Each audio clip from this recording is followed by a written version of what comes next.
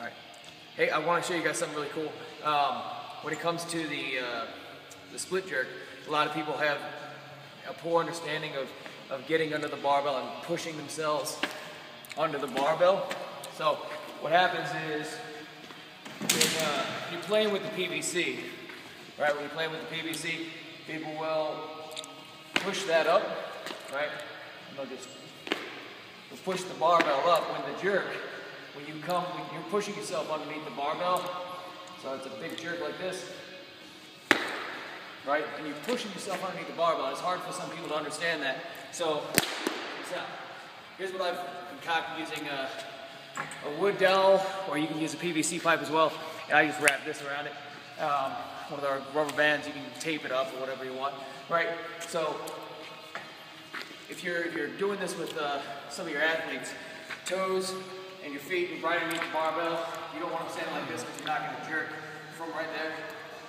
You right underneath the barbell, and then tell them, big shoulders, shrug up, because as you dip drive with that split jerk, you dip drive and the shoulders can come up, you push the barbell up. And from there, have them push underneath the barbell, and recover.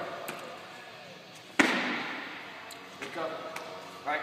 So, what that does is it helps train them where the landing position is and that they're pushing themselves underneath the barbell. So this morning I was working with Christina and she was landing in the split jerk. She was landing like that, right?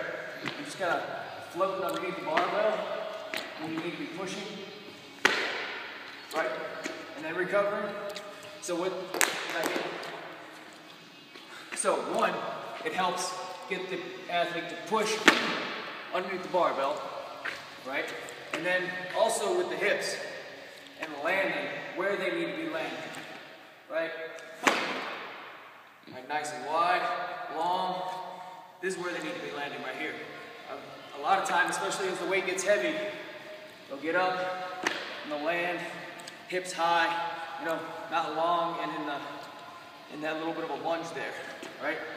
So this is a great alternative instead of throwing a bunch of weight on there and having them practice at heavy weights, because that's the only way they're going to understand pushing underneath that barbell is with this wooden dowel here. I love it. And it worked for 3 of our athletes today, and they got PRs out of it just from this dowel. I'll do a few more.